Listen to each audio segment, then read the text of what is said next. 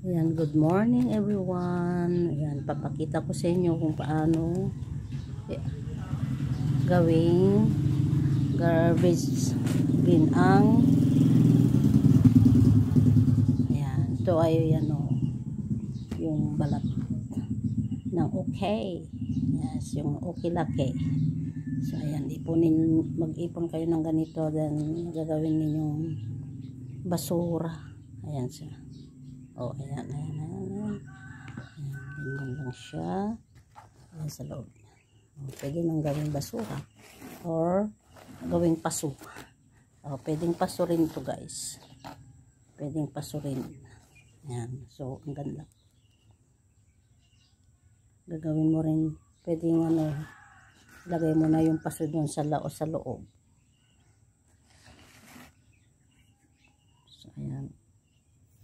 Walang sayang. Instead na itatapon mo, so ganito na lang, DI mo na lang siya. Yan, ito yung okay laki na orange juice, pineapple juice. So ayan, oh, napakaganda, diba? Walang masasayang.